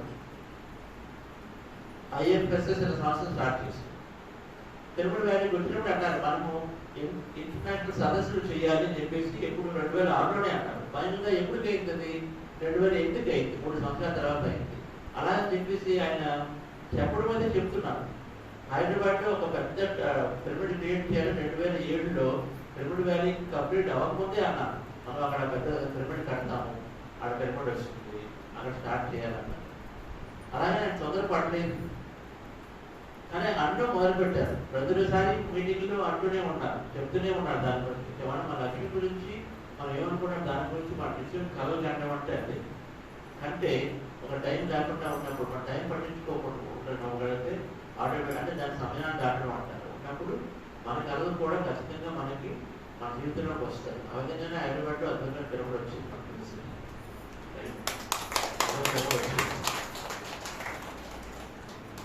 వెయిట్ చేస్తున్నాం, మనం వెయిట్ చేయడానికి పేషెన్స్ ఉందా లేదా, పేషెన్స్ డెవలప్ చేసుకోవాలి. కానీ రిజల్ట్ లేదు కదా అని చెప్పేసి మనం మన లక్ష్యాన్ని లేకపోతే మనకు ఉన్నటువంటి మన చేతున్న అవకాశాన్ని ఎప్పుడు కూడా దాని నుంచి పోకుండా ఉంటే ఆటోమేటిక్గా జీవితం అది అద్భుతంగా ఉంటుంది. సో ఇక్కడ ఈ 6 నెలల్లో ఉన్నారు కదా, 6 నెలలకు పైగా ధ్యానం చేసుకున్న వాటి ద్వారా నాకు ఎవరైనా నేను నేర్చుకున్న ఒక 3 విషయాలు చెప్పగలుగుతాను. ఎవరు చెప్తాను? ఫస్ట్ మీకు బాగా నచ్చింది ఒక 3 విషయాలు, దాని ద్వారా మీ జీవితం మారింది అనుకుని ఏం ఎవరు చెప్తారు? ప్రతిరోజు స్వాధ్యాయం చేస్తున్నాను సార్. ప్రతిరోజు స్వాధ్యాయం చేస్తున్నాను. దాని ద్వారా నాకు చదవటం అలవాటైంది. అంతకుముందు చదువుతుంటే కళ్ళం నీరు వచ్చేసింది, పేషెన్స్ ఉండేది కాదు. సో ఆ రాయటం కూడా సరిగ్గా ఉండేది కాదు. సో రాయటం చదవటం వల్ల నేను ఒక పుస్తకాలు రాస్తున్నాను సార్. అన్ని పుస్తకాలు చదివి ధ్యాన జగత్ చదివి దాంట్లో ఇంపార్టెంట్ విషయాలన్నీ ఒకసారి చేర్చి ఒక బుక్గా తయారు చేస్తున్నాను సార్. దాని ద్వారా నాకు స్వాధ్యాయం అనేది ఇంట్రెస్ట్గా జరిగిపోతూ ఉంటుంది. ఆ స్వాధ్యాయం నుంచి నేను బయటికి వెళ్ళి జ్ఞానాన్ని పంచాలని ఏం పెట్టుకున్నాను. తర్వాత ఆడియన్స్ వచ్చింది సార్, సబ్జెక్ట్స్ అనేది వచ్చింది, టీచర్స్ దగ్గర లెర్నింగ్ అనేది వచ్చింది సార్. నేను ఇలాగ మైక్ కూడా పట్టుకోలేకపోయేవాడిని. సో అలా లెర్న్ చేస్తూ డయాస్ మీదకి వెళ్తే ఆ సత్యవతి మేడం గారు 108 క్లాసులు పెట్టారు గతం దాకా. దాంట్లో ఇంచుమించు ఒక 50 క్లాసులు నేను అటెండ్ అయ్యాను సార్. ఇంటింటికి క్లాసులు పెట్టినప్పుడు తద్వారా ఆవిడే నేను చెప్పడం ప్రారంభించమన్నారు. నేను చెప్పడం 4-5 క్లాసులు చెప్పాను ఆవిడ గారు. అక్కడి నుంచి చెప్పడం కూడా అలవాటు అవుతుంది.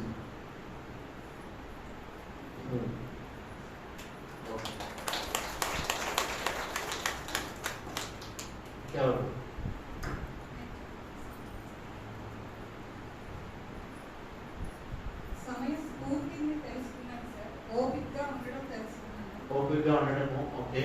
సమయ స్ఫూర్తి అంటే సమయంలో వేస్ట్ చేయకుండా ఉండడమా? సమయ స్ఫూర్తి అంటే ఇప్పుడు అదేనండి, ఆలోచన విధానాన్ని మార్చుకున్నాను, దృష్టి కోణాన్ని కూడా తెలుసుకున్నాను. అంటే ఇదివరకు వాళ్ళ మీద నెగిటివ్ అభిప్రాయం అనేది ఉండేది, ప్రతిదానికి కూడా ఎందుకు నన్ను ఇలాగా అని ఆలోచించేదాన్ని. కానీ ఇప్పుడు పాజిటివిటీ వెతుక్కుంటున్నాను, ఇది బెటర్, చూస్తే చూడండి వదిలేద్దాం అనేసి అనిపిస్తున్నాను. ఈ ఓపికగా ఉండడం అనేది ఈ మధ్య కాలంలో చాలా అలవాటు చేసుకున్నాను సార్. ఎందుకంటే మా సార్ విషయంలో ట్రాన్స్ఫర్ అయింది. ఈ మధ్య నేను అనుకుంటున్నాను గవర్నమెంట్ అయిపోతుందేమో అని నేను ఇక్కడికి వచ్చాను. అలాగే జరిగింది అన్నమాట. 9 నెలలు పట్టింది. ప్రతి దాన్ని ఒకే అంటే రోజు అదే దీని మీద ఆలోచించేదాన్ని, ఎప్పుడవుతుంది అని. కానీ జరిగేది కాదు. నా పని నేను చేసుకుంటూ సరే వెళ్తారని ఏం నేర్చుకోవాలో నేర్చుకుంటున్నారు ఆయన, నేను ఇక్కడ ఏం నేర్చుకోవాలో అది నేర్చుకుంటున్నాను. సునీత మేడంతో స్కూల్కి వెళ్ళటం, అలాగే పిల్లలకి చెప్పటం, నేను మళ్ళీ సంగీతపరంగా సంగీతం నేర్చుకోవడం, సెల్ఫ్ ఇండివిజువల్గా వెళ్ళటం అనేది జరిగింది అన్నమాట. ఇక్కడికి వచ్చిన తర్వాత చాలా విషయాల్లో నాకు నేను స్ఫూర్తిని అనుకుంటున్నాను సార్. ఇక్కడ రావడం చాలా అంటే మార్గదర్శనం చాలా బాగుంది. నువ్వు మంచి మార్గంలోకి వస్తావమ్మా అని లక్ష్మీ మేడం చెప్పారు. నాకు ఆ రోజు నుంచి మంచి మార్గం అంటే ఏంటి అసలు అని అనిపించేది. కానీ ఇది చాలా మంచి మార్గం తెలిసింది ఇక్కడ వచ్చి. ప్రతి విషయంలో కూడా అవేర్నెస్తో ఉంటున్నాను. ప్రతిరోజు మినిట్ జీకే సార్ చెప్పి అవేర్నెస్గా ఉండాలి అంటే ఎప్పుడు ఎలా ఉంటాం అని అనిపించేది. కానీ ఉండాలి, ఇది కరెక్ట్, ఇది అంటే అంత ఆలోచించి మాట్లాడతారో సార్ అనిపించేస్తుంది ఒక్కొక్కసారి ఒక్కొక్క విషయం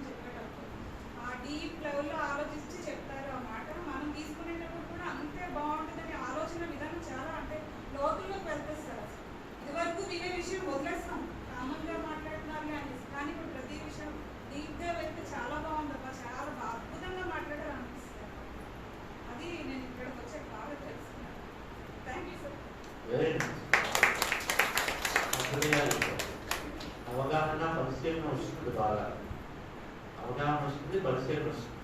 అబ్జర్వేషన్ అనేది చాలా చక్కగా పెరుగుతూ ఉంటుంది. ఎక్కువ ధ్యానం చేస్తూ సాధన చేస్తున్నప్పుడు ప్రతిదాన్ని కూడా మనకు అబ్జర్వేషన్ ఉంటుంది, అవగాహన అనేది పెరుగుతుంది. అవగాహన అంటే ఒకే విషయాన్ని ఎన్నో రకాలుగా చూడటం.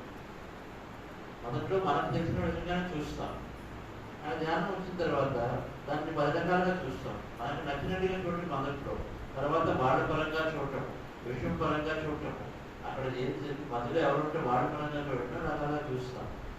ఇప్పుడు చూడటం, ఒక 10 సంవత్సరాల పరంగా దీని పరంగా ఎటువంటి ఇంపాక్ట్ వస్తుంది అది చూడటం, అన్నీ చూస్తాం. అవగాహన అంటే అండర్స్టాండింగ్ అనేది బాగా పెరుగుతూ ఉంటుంది. ఎన్నో రకాలుగా ఎన్నో మోడల్గా చూస్తాం. అప్పుడు సరైన దృక్పథంలో ఉండి సరైనటువంటి ఎంట్రీ తీసుకుంటాం. Very nice. ఇంకెవరు చెప్తారు?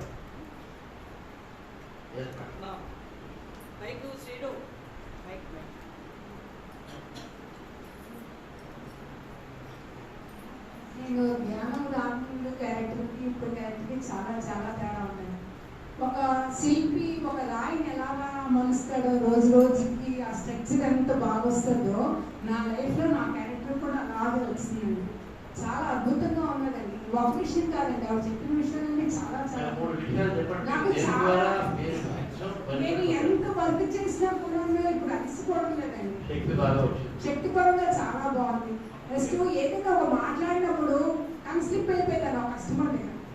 ఈ రోజు నాడు కస్టమర్ మనసులో ఏంటుందో తనని బయటకు లాగుతున్నానో నేను తర్వాత ఆలోచించి నేను మాట్లాడుతున్నాను. అది నాకు చాలా లాభపడింది.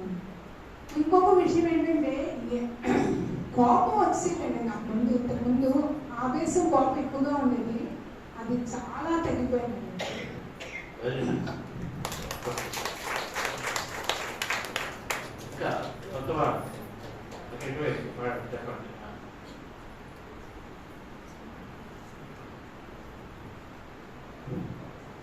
నమస్తే సార్. అసలు ఇక్కడికి వచ్చాక నాకు చాలా పేషెన్స్ వచ్చింది అనుకోండి, శక్తి వచ్చింది. ఒక ఫ్యామిలీ ఎలా ఉండాలి అనేది నేను బ్రహ్మశ్రీ వచ్చాక బాగా నేర్చుకున్నాను. ఎందుకంటే ఎవరితో ఎలా మాట్లాడాలి, ఎలా ఉండాలి, ఏంటి అనేది చాలా ఇవన్నీ నాకు పేషెన్స్ ఒకటి డౌట్ని తగ్గేది. ఇప్పుడు నాకు చాలా పేషెన్స్ వస్తుంది. ఏ పని చేసినా అవసరం అనేది లేదు సార్. తర్వాత ఒక గోల్, నాకు ఒక పిరమిడ్కి వెళ్ళినప్పుడు ఒక లక్ష్మి గారితో చెప్పాను, 108 పిరమిడ్కి నేను చేయాలి అన్నది ఒక ధ్యేయం కింద నాకు వచ్చింది సార్.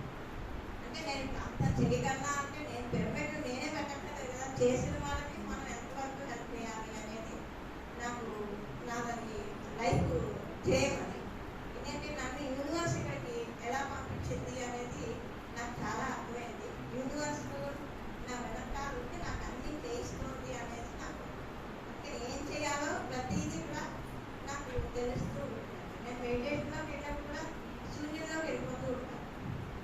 అందుకని నాకు అంటే ఎక్కువగా మాస్టర్స్ వీళ్ళు అందరూ ఏం చెప్తారు అనేది నాకు తెలియదు. కానీ నాకైతే యూనివర్స్ నేను ఏం చేయాలి అనేది నాకు రోజు కూడా ఏదో ఒకటి చెప్తూ ఉంటాను. ఆ విధంగా నేను ముందుకి వెళ్తూ ఉంటాను. అందుకని జీవితం చేయాలి ఇంకా చాలా గట్టిగా పెట్టుకుని చేయాలి అనేది మాత్రం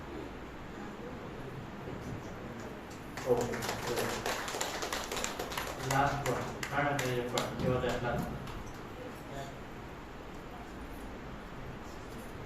సార్ నాకు 17 years ఎక్స్పీరియన్స్ అండి. నేను ధ్యానంలోకి వచ్చిన తర్వాత ముందు టైం సెన్స్ బాగా నేర్చుకున్నాను సార్. యాక్చువల్లీ నాకు చాలా కోపం ఉండేది. స్కూల్స్కి నాకు ఒక యాంబిషన్ ఉందండి. అయితే అప్పాజీ నన్ను ఎప్పుడు స్కూల్ చేయనివారు. నేను ఇందాక అన్నా కదా, మనకంటూ ఒక గోల్ ఉండాలని. నా గోల్ అయితే మాత్రం స్కూల్స్ డెవలప్ చేయాలని ఉందండి. లాస్ట్ ఇయర్ వెళ్ళాను. ఇప్పుడు కొంచెం ఎక్కువ చిన్న బ్రేక్ వచ్చింది. ఇది కూడా నా మంచిగా అనుకుంటున్నాను ఒక 6 months నుంచి. నెక్స్ట్ ఫ్యామిలీ మెంబర్స్లో ఎవరైనా నా మాట వినకపోతే ఎందుకు తింటారో నేను చెప్పింది చేయాలి అన్న మీకు ఫామ్ అయ్యిందండి. నాలో కోపం చాలా ఉండేది.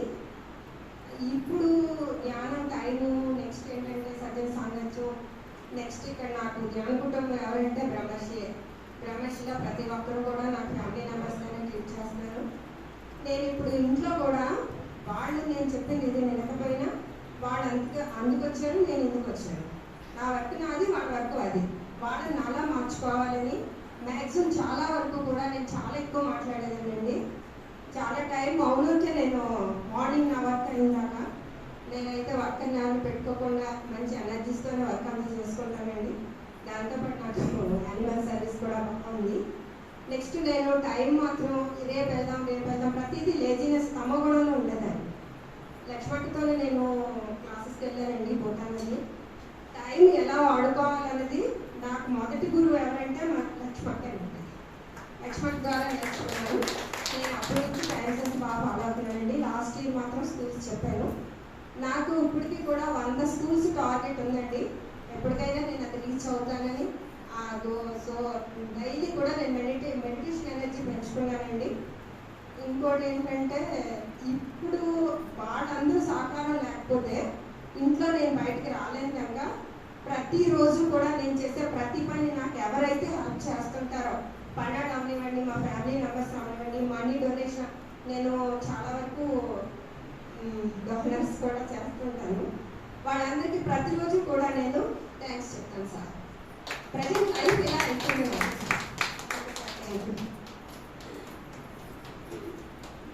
సో నమస్తే సార్.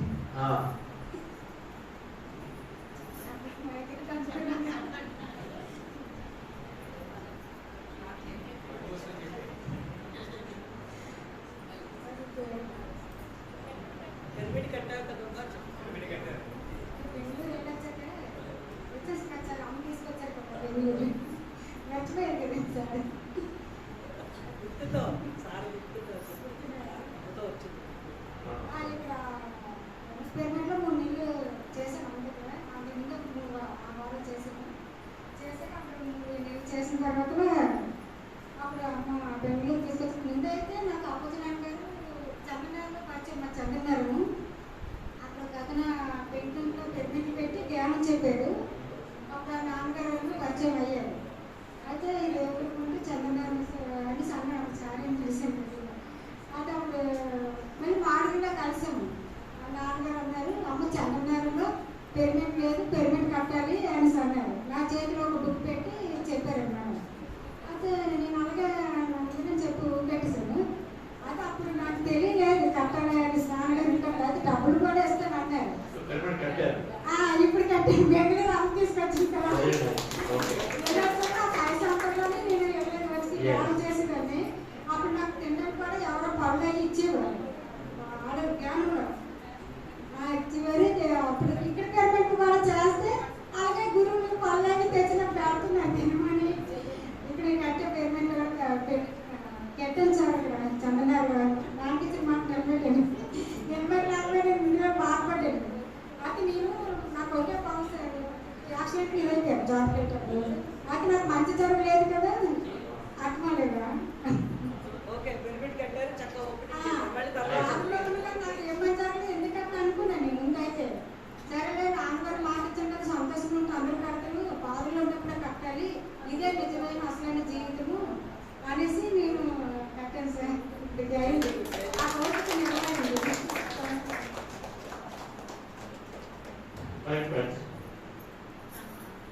ధ్యానం ద్వారా మనం ఒక సరైన అవగాహనలోకి వస్తాం. అవగాహనలోకి రావాలి. శాస్త్రీయ స్పిరిచువల్ సైంటిఫిక్ టెంపర్మెంట్ అంటాం. అంటే ఆధ్యాత్మిక శాస్త్రీయ అవగాహన. దాంట్లో 5 సూత్రాలు ఉన్నాయి. మొదటిది ఎవ్రీవన్ ఈజ్ పార్ట్ ఆఫ్ మీ. అందరూ కూడా నాలోనే ఉన్నారు అనేది ఒక అవగాహన సూత్రం. అందరూ నాలోనే ఉన్నారు, నేను అందరిలో ఉన్నాను. Everyone is part of me, I am part of everybody. రెండోది ఐ హ్యావ్ ఇన్ఫైనైట్ పొటెన్షియల్. నాలో అనంతమైన శక్తి ఉంది అనేది రెండవ సూత్రం. ఇవన్నీ శాస్త్రీయంగా శాస్త్రీయ దృక్పథం, మనం వాటిని నిర్ధారణ చేసుకోవచ్చు. మూడవది నా ఆలోచన ద్వారా నాలోని అనంతమైన శక్తిని నేను నివసించగలుగుతున్నాను. I create all this potential through my thought. మొదటిది ఏంటి? నాలో అంతా నేనే అంతా. నాలో అందరూ, అందరిలో నేను. రెండవది, నాలో అనంతమైన శక్తి ఉంది. నేర్చుకోవడం ముందు నాలో అనంతమైన శక్తి ఉంది. మూడవది, నా ఆలోచన ద్వారా ఈ శక్తిని, ఈ పొటెన్షియల్ని నేను పూర్తిగా నివసించగలుగుతున్నాను. నాలుగవది, అందరికీ సమృద్ధి ఉంది. అంతా సమృద్ధి ఉంది.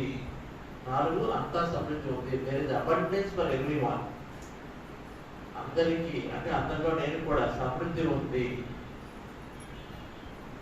ఐదవది, ఒక శక్తి మనకి నిత్యము సహకరిస్తుంది మన జీవితంలో. ఒక శక్తి ఉంది. There is higher intelligence helping me. ఒక శక్తి అనేది ఎప్పుడు కూడా మనకి సహకరిస్తుంది అని ఒక అవగాహనలో ఉండటం. ఇవన్నీ ఏంటంటే spiritual scientific temper mind set అంటాం. స్పిరిచువల్ సైంటిఫిక్ మైండ్ సెట్ అంటే ఒక శాస్త్రీయపరమైన, ఆధ్యాత్మిక శాస్త్రీయపరమైనటువంటి ఒక అవగాహన స్థితిలో ఉండటం. ఈ 5 రావాలి మనకి. ఈ 5 పూర్తిగా జీర్ణమయ్యే వరకు మన ఆధ్యాత్మిక శాస్త్రాన్ని చదువుతూ ఉండాలి, ధ్యానం చేస్తూ ఉండాలి. ఫస్ట్ది, నేనే అంతా నేనే అంటే ఏంటంటే దాని అర్థం ఒకటి శాస్త్రం ఉంది. అహం బ్రహ్మాస్మి తత్వమసి, అదే కదా. అది తెలుసు కదా, అందరికి తెలుసా? అది చక్కగా చెప్తాం కదా క్లాసులో. అంటే మరి అదేంటిది, దాని అర్థం ఏంటి? మనం ఎలా ఉండాలి జీవితంలో, దాన్ని పెట్టుకోండి. ఈ అవగాహనలో ఉంటే అవగాహన పరంగా మన పనులంటే ఉండాలని అర్థం, అంతే కదా. ఎప్పుడైతే మనకి ఏదైనా అవగాహన వస్తుందో ఏమవుతుంది, నెక్స్ట్ మన పనిలో చూపిస్తుంది. మన జీవితంలో కనిపించాలి.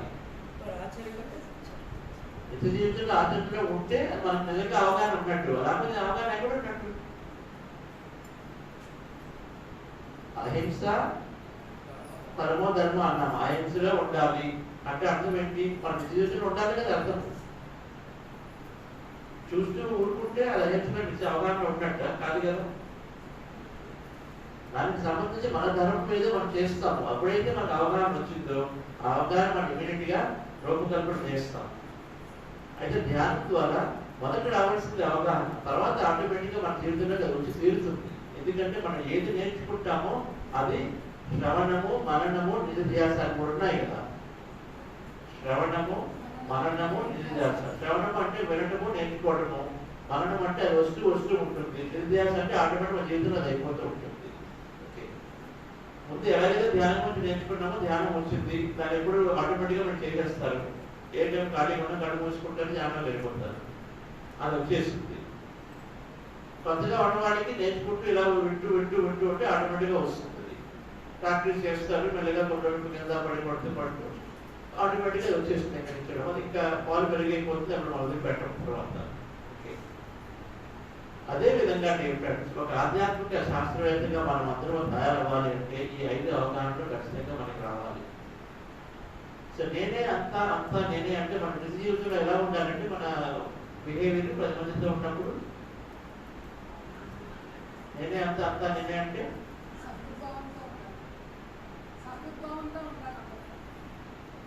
మనము అందరి గురించి, అందరూ మనలోనే ఉన్నారు కదా. నేనే అందరిలో ఉన్నాను, అందరు మనలో ఉన్నారు అంటే అర్థం ఏంటి? ఆత్మ వ్యక్తులు బాధపడుతూ ఉంటే మనకి బాధ ఉంటుందా ఉంటుందా? ఆత్మ వ్యక్తికి బాధ ఉంది అంటే మనలో ఉన్నట్టు లెక్క. అంటే వాళ్ళు బాధపడుతున్నప్పుడు మనం వదిలేస్తామా? అంటే మనం ఏం చేయాలి? మరి అవగాహన ఉన్నప్పుడు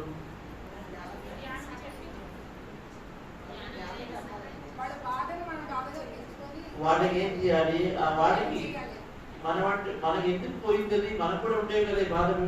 ఇప్పుడు మనకున్న బాధలు ఎలా పోయాయి? మనకి దేని ద్వారా మన బాధ పోయిందో మనం వాళ్ళకి ఇవ్వాలి. అన్నిటికీ ధ్యానం ఆశ్రయించే కండి. ధ్యానం నాకు ఎక్కడ చేయలేదు.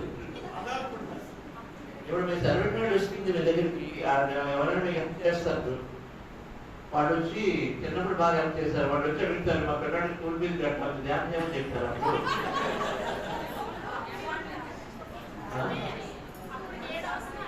అది.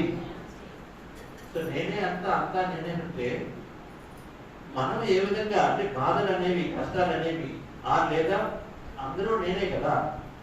సో వాళ్ళకి ఏదైనా అనుకున్నది జరగకపోతే అనుకున్నది కావాలనేది రాకపోతే వాళ్ళకి ఏది కావాలో అది మనకు సాధించిన మనము ఇవ్వగలగాలి.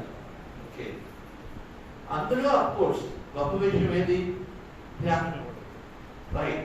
సో ఫస్ట్ విషయం ఫ్రెండ్స్ అంటే ఇది అవగాహన వస్తే ఇక్కడ ఎవరు కూడా ధ్యాన సేవ చేయకుండా ఉండలేదు. అవగాహన రాకపోతేనే ఉంటాం. అంతా నేనే అంత అన్నప్పుడు మనం నిత్యము అందులో ఉంటాం. ఇప్పుడు మనం హ్యాపీగా ఉండగలుగుతామా? అంతా నేనే అన్నప్పుడు వాళ్ళు హ్యాపీగా లేకపోతే మనం ఉండగలుగుతామా? మన పత్రికలు ఎందుకు ప్రపంచం మొత్తం కూడా ధ్యానమే కావాలని కోరుకున్నారు? ఎందుకంటే ఆ రోజే ఆయన తెలుసుకున్నారు కాబట్టి నేనే అంతా నేనే అనే విషయాన్ని ఆ రోజే తెలుసుకున్నారు. కాబట్టి తనకి ఎంత చూసుకోవడం కన్నా అందరూ బాగా ఉండాలి అనేటువంటి ఒక విషయం తెలుసుకుని ఆ రోజే జీకేగా తెలుసుకున్నారు. అందుకని ఎప్పుడు కూడా నిత్యము ప్రపంచం మొత్తం తిరుగుతూ చేస్తున్నారు. ఓకే, అంటే మనం ఎంత చేయొచ్చు? మన నిత్యము కూడా ఆ స్థితిలో ఉన్నాము అంటే మనం నేనే అంతా నేనంటే జడ్జిమెంట్ చేసుకోవచ్చు. ఎవరి మీద జడ్జిమెంట్ చేసుకున్నట్టు? మనం చేసుకున్నట్టు. మరి అవగాహన ఉండాలి కదా. ఎవరు జడ్జిమెంట్ చేయకుండా ఉంటున్నారా? ఉంటున్నావా? జడ్జిమెంట్ లేకుండా నో జడ్జిమెంట్ నో కంప్లైంట్స్ ఉంటున్నావా? అది చేయడం ద్వారా డిఫరెన్స్ అంటే శక్తి పూర్తిగా వృధా అయిపోతుంది. రైట్. సో మొదటిది ఎటువంటి జడ్జిమెంట్స్ కానీ అందరూ నేనే అనుకున్నప్పుడు ఆ అవగాహన వచ్చినప్పుడు ఆటోమేటిక్గా మనం ఏ సూత్రాలు నేర్చుకోవడమో అవన్నీ కూడా ఈజీ అయిపోతుంది. జడ్జిమెంట్స్ ఉండవు. ఎవరైనా ఏదైనా గొప్పని వాళ్ళని మనము పగ తీర్చుకోవాలని వాళ్ళ మీద హేట్రెడ్ అని ఎనిమిది అని ఉండదు. అందరూ మనమే. నార్మల్గా ఓకే, ఎవరైనా మనకి బ్యాడ్ చేస్తారు, రైట్, మన కొట్టాలు చూస్తారు, కేసు పెడతారు, ఇంకోటి చేస్తారు. అప్పుడు కూడా మనం ఆ స్థితిలో ఉండగలుగుతామా? మరి ఆ స్థితిలో ఉంటేనే అర్థం కాదు. పేపర్లో చదువుతాము, రేప్ జరిగింది అంటాము, లేకపోతే పోలీసులు వీళ్ళు బాగా కొట్టేసారు, చదువు కొట్టేసారు అంటే చదువుతాము. అప్పుడు మనకేమొస్తుంది? కోపం వచ్చి వాళ్ళు ఎలాగైనా శిక్ష పెట్టి వాళ్ళు చంపేయాలని అనుకుంటున్నామా? సో నేనే అంతా అంటే అక్కడ క్షమించి వదిలేకుండా కాదు. నాకు మైక్ మాట్లాడుతున్నా ఎవరు టెక్నికల్ అలా వదిలేయడం కాదు. ఫ్రెండ్స్, మనము ఒక కంపాషన్ అంటే ప్రతి ఒక్కరి అభివృద్ధి గురించి నిజం కూడా మన ఆలోచనలో ఉంటాం. వాళ్ళు ఒక ఎనిమిది అవనివ్వండి, ఎవరైనా అవనివ్వండి, ఒక క్రిమినల్ అవనివ్వండి, లేకపోతే ఒక గొప్ప అవనివ్వండి, నిజము కూడా వాళ్ళ అభివృద్ధి గురించి మన ఆలోచనలో ఉండాలి. అప్పుడే మన పిల్లవాడు డ్రగ్స్ తీసుకుంటున్నాడు అనుకోండి, మనం వదిలేస్తామా? మన పిల్లవాడిని వదిలేం కదా. మన బాబులాడిని వదిలేస్తామా? మరి అమ్మో ఆ డ్రగ్స్ వాడి దగ్గర వెళ్ళకూడదు అని అంటామా? అక్కడ వాళ్ళని మన పిల్లవాడి దగ్గర వచ్చేసరికి నేను ఎలవోలాగా తీసి మార్చాలని ఇక్కడ అనుకుంటున్నామే.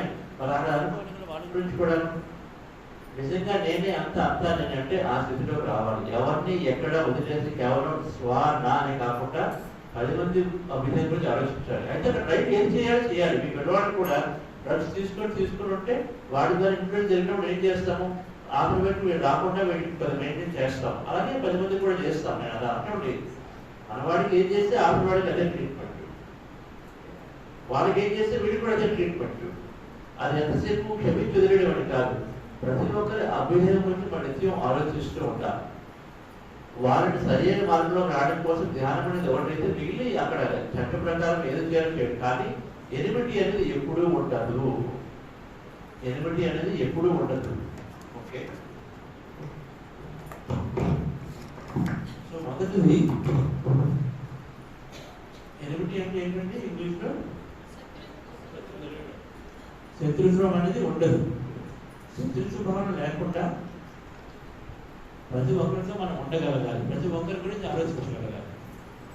చూడండి, మన ఆలోచన ద్వారానే మార్పు. మన ఆలోచన వీడు ఇలా కాదు, వాడు దూరంగా ఉంచాలంటే వాడు దూరంగా ఉంచాం, ఐసోలేట్ చేస్తాం. ఐసోలేట్ చేస్తుంటే మనలో పాటు సపరేట్ అయిపోతున్నట్లే. దాని ద్వారా శాంతి అనేది ఎప్పుడు రాదు. వాడు కూడా ఖచ్చితంగా ఏదో ధ్యానం నేర్చుకొని కొద్దిగా బాగుంటారులే, వాడు ఎంత చెత్త పని చేస్తుంటామండి, కానీ వాళ్ళు కూడా ధ్యానం చేసుకొని బాగుపడాలి అనేటువంటి ఒక అద్భుతమైనటువంటి ఇంటెన్షన్లో మనం ఉండగలగాలి. అర్థమవుతుందా? ఫస్ట్ అంతా నేనే అంతా అంటే ఎప్పుడు కూడా కంపాషన్ ఉండటం. రెండోది ఇది చూస్తున్నాం, మనలో అనంతమైన శక్తి ఉంది. ఎంతమంది నమ్ముతున్నారు? మేడం చెప్పారు చక్కగా, నేను 100 కాలేజీలో 100 స్కూల్స్ టార్గెట్ పెట్టుకున్నానంటే అని చెప్పేసి. ఓకే, ఆ అవగాహన వస్తే మరి అనంతమైన శక్తి అనంతమైన ఉంది కదా. ఉన్నప్పుడు మీ చుట్టూ ఉన్నటువంటి ప్రాజెక్ట్స్కి మీరు ఏ విధంగా సహాయం చేస్తున్నాను అనుకుంటున్నారు? మీరు అనంతమైన శక్తి ఉంది కదా. ఇప్పుడు నాకు ఎంప్లాయీ ఉన్నాను, నాకు నెలకి 50,000 వస్తుంది అనుకోండి.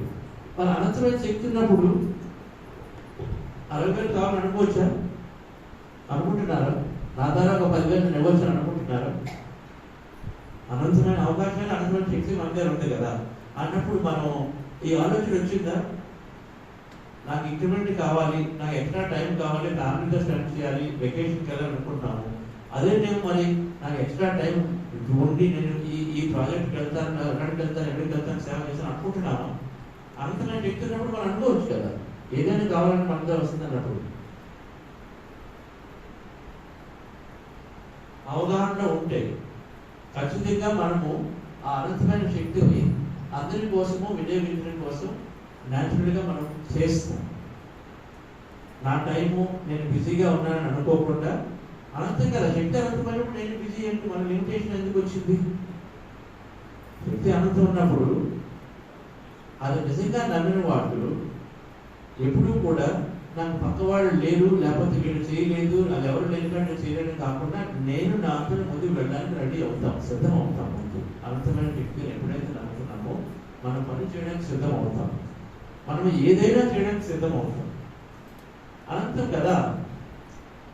క్వాంటం శక్తి అనే క్షేత్రం ఏం చెప్తుంది? ఏది కావాలనుకుంటే అది ఇక్కడ ఉంది. ఈ ఫీల్డ్లో, ఈ విశ్వంలో మనకి ఏది కావాలంటే అది ఉంది. అది ముందు తెలుసుకోవాలి. ఏది కావాలంటే అది అక్కడ ఉంది విశ్వంలో. మనకి అది ఎలా తీసుకుంటాం? దాన్ని ముందు తెలుసుకోవాలి. అదే ఉంది. నేను ప్రైమ్ మినిస్టర్ అవ్వాలంటే ఉంది, రావాలని ఏమవుతుంది లేదు. ఓకే, ఎంత పెద్ద పెరుగుబడి నేనేం చేయగలను, లేకపోతే నాకే డ్రైవింగ్ రాదు, నేనైనా వెళ్ళగలను అంటే అనంతమైన శక్తి లేదు అని అంటే నేను అనుకునేది అక్కడ జరగడానికి ఉన్నా కూడా మనకు నమ్మట్లేదు అనమాట. ఒక లిమిటేషన్తో పరిమితంగా ఉన్నాం, అనంతంగా లేము, అపరిమితంగా లేము. రైట్. సో మొదటి అవగాహన ఏంటంటే, ఈ అవగాహన ఉన్నవాడు ఎప్పుడు కూడా ఇది నా వల్ల కాదు, నేను చేయలేను, నేను తెలుసుకోలేను, ఈ రోజు నా పరిస్థితి కాబట్టి పరిస్థితులు కానీ కాలాన్ని కానీ ఎప్పుడు కూడా వాడిని దృష్టిలో పెట్టుకోరు. స్ఫూర్తి వస్తే ఆటోమేటిక్గా చేస్తారు అంతే. కనీసం చేయాలి, నేను చేయగలను అనుకుంటాను, అంతవరకైనా ముందు ఉండాలి. ఎందుకంటే ప్రతిదీ కూడా ఆలోచన ద్వారా జరుగుతూ ఉంటుంది. ఆలోచనలో నేను చేయలేని అనుకుంటే అది ఏ రోజు కూడా కార్యక్రమం రాదు. కాబట్టి అనంతమైన శక్తి ఉన్నవాళ్ళు ఎక్కడ కూడా మైండ్లో లిమిటేషన్ ఉండకూడదు, ఉండదు. మూడోది, ఈ శక్తి, ఈ అనంతమైన ఉండదాన్ని నేను ఎలా మన చేతిలోకి వస్తుంది? మన ఆలోచన ద్వారా. మన ఆలోచన ద్వారా వస్తుంది అన్నప్పుడు డిఫరెన్స్. మనము దేనికి కూడా వెనుకాడం, ముందుకు జంప్ చేస్తాం. మన ఆలోచన ఉంది కదా, నిజంగా ఆలోచన చెక్ చేసుకుంటూ ఏదైనా మన దగ్గరికి మనం అనుకోనిది వచ్చింది అంటే అది నా ద్వారా వచ్చింది కదా, అవునా కదా? అది ఏ రోజు ఎవరి ద్వారా రాదు. అనుకోనిది వచ్చినా నా ద్వారా, నా హెల్త్ పాడైపోయింది, ఎవరి ద్వారా వచ్చిందంటే అది మన ద్వారా వచ్చింది. ఎందుకంటే ఆలోచన ద్వారానే వాస్తవం. అయితే అయ్యో వచ్చిందని బాధపడము, కానీ నా ఆలోచన ద్వారా వాస్తవం కాబట్టి వెంటనే దాన్ని మార్చుకోవడానికి ముందుకి ఒక స్టెప్ వేస్తాం. అవేర్నెస్ అప్పుడు ఇది ఎప్పుడు పూర్తిగా అర్థమైనప్పుడే నా ఆలోచన ద్వారా ఈ అనంతమైన శక్తిని నిత్యము నా జీవితంలో తీసుకోగలని ఒక అవగాహన ఉన్నప్పుడు ఏ రోజు కూడా ఇంకొక వ్యక్తి మీద కంప్లైంట్ అనేది ఉండదు. అనంతమైన శక్తి ఉన్నది అని తెలుసుకున్నప్పుడు ఏది నేను చేయలేను అనే నిస్సహాయత ఉండదు. ఎప్పుడైతే ఆలోచన ద్వారా నాకు నేను తీసుకుంటా అన్నప్పుడు మనం ఏది చేయడానికి వెనక్కి ఆడకుండా ముందుకి వెళ్తాం. ఎందుకంటే అంతా నా చేతిలోనే ఉంది కదా, నేను అనుకుంటేనే జరుగుతుంది. అందుకని చెప్పేసి మనం ఎప్పుడు అనుకోవడం మొదలు పెడతాం. అదే పత్రికలు చేస్తారు. నిత్యము ఆయన పెద్ద టీవీ ఛానల్ కావాలన్నారు, అనుకున్నారు, ఎప్పుడు కూడా ఎక్కడ అక్కడ ఈషా లేదు, బ్రహ్మకుమారిస్ లేదు, లేకపోతే బ్రహ్మకుమారిస్ ఉందనుకోండి, ఆటోమేటిక్ లేదు, ఎవరికి లేవు ఛానల్స్ కూడా ఆయన అనుకున్నాను కావాలని. ఎందుకంటే ఆయన నిజంగా బిలీవ్ చేశారు కాబట్టి మనలో ఉంది, అది వస్తుంది అనుకున్నాను. ఎన్నో పిరమిడ్లు కావాలంటే వస్తూనే ఉన్నాయి. మనం కూడా అనుకుంటున్నాము ఈ రోజు కాబట్టి అది వస్తుంది, కానీ ఫస్ట్ అనుకోవడం అనేది అనంతమైన శక్తి అవుతాను అనుకోవడం వస్తుంది. మన పరిస్థితికి సంబంధం లేదు ఫ్రెండ్స్. ఇది శాస్త్రీయ దృక్పథంని ఆటోమేటిక్గా జీవితంలో ఇంప్లిమెంట్ చేస్తారు. ఈ దృక్పథాన్ని బాగా అర్థం చేసుకుంటే మన పనులు కూడా అలా వచ్చేస్తారు ఆటోమేటిక్గా. మన మాటలు అలా ఉంటాయి, మన లక్ష్యాలు అలా ఉంటాయి. ఇప్పుడు అనంతమైన శక్తి ఉంది. మన ఆలోచనలు వచ్చినప్పుడు చూడండి, ప్రతి ప్రాజెక్ట్కి మనం హెల్ప్ చేయగలము. ధ్యానం నిజంగా చేయించాలనుకుంటే మనం చేయగలం, ఎందుకంటే మనలో అనంతమైన శక్తి ఉంది. కాబట్టి మనం ఊహిస్తే అది అవుతుంది. ఈరోజు నాకు 5,000 వస్తుంది, నేను అదే అనుకున్నాను. మా కంపెనీ కానీ సక్సెస్ అయితే నేను ఖచ్చితంగా ఎన్నో లక్షలు నేను ఈ పిరమిడ్కి వెళ్దామని అనుకున్నాను, ఊహించాను. నేను దాన్ని ట్రై చేసుకున్నాను, అది జరిగింది. అది ఇస్తూనే ఉన్నాను. ఎంతోమంది చేస్తున్నారు ఆల్రెడీ, ఎంతోమంది అలా చేస్తున్నారు. ఒక చిన్న ఆలోచన కావాలి. నాకు 50,000 వస్తే నెలకి నేను అద్భుతంగా ఊహించండి. నేను ఎంత ఊహిస్తే అంత. నేను ₹1,00,000 సంపాదించుకుంటాను, నేను దీన్ని 10 మందికి ఇస్తానని ఒక ఊహతో ఉండగా ఆ ఊహ దాటాలంటే అది మనం దాటలే. ఎందుకు 4 వరాలు అవుతుందా? ఎప్పుడు కూడా చుట్టుపక్కల మా కంపెనీ గవర్నమెంట్ 10% ఇస్తుంది, 5% ఇస్తుంది, ఇవ్వదు. మనకు గవర్నమెంట్లో డబ్బులు లేవు, వాళ్ళకి ఇస్తారు. ఇలాగో మా ఇక్కడ మనం కంట్రోల్ చేసుకుంటాం. అంటే మన అనంతమైన శక్తి ఉందని నమ్మట్లేదు, మన ఆలోచన మనకు వస్తుందని కూడా అవగాహన లేదు. ఆ రెండు లేవు. ఎప్పుడైతే ఇలా ఆలోచిస్తామని ప్రతి ఒక్కరు కూడా నేను జాబ్ చేస్తేనే నేను డబ్బులు ఇవ్వగలుగుతానన్న వాళ్ళు అది కూడా లిమిటేషన్లో ఉన్నట్టే. నేను జాబ్ చేయట్లేదు కదా, అందుకని నేను ఒక ఫ్యామిలీ వైఫ్ని కదా, నాకు చిన్నపిల్లలు ఉన్నారు కదా, అందుకని నేను బయటకు వెళ్ళాలంటే లిమిటేషన్ ఉన్నట్టు. అంటే నమ్మట్లేదు. నాలో నాకు అనంతమైన అవకాశాలు ఉన్నాయి, అది నేను ఆలోచన ద్వారా తెచ్చుకోగలను, నమ్మట్లేదు కాబట్టి జరగదు. కానీ ఈ పూర్తిగా అవగాహన ఉన్నవాడు అలా ఆలోచించారు. నేను పిల్లలతో ఎందుకున్నాను, అది నా బాధ్యత కాబట్టి ఉన్నానని చూస్తారు. కానీ నేను పిల్లలతో ఉన్నాను కాబట్టి నా వల్ల ఏం జరగదు చూడు. వాళ్ళ ద్వారా ఏదైనా చేయాలని ఒక దృఢ నిశ్చయం వస్తే ఆటోమేటిక్గా అది కూడా ఊహించుకుంటాయి. ఎంతమంది అన్నారు ఇక్కడ చిన్నపిల్లలు ఉండగా చక్కగా ఊహించి బయటకు వచ్చి కానీ లేకపోతే ఇంటికి కానీ చక్కగా సేవ చేస్తారు. వాళ్ళు ఉన్నారు ఇక్కడ చిన్నపిల్లలతో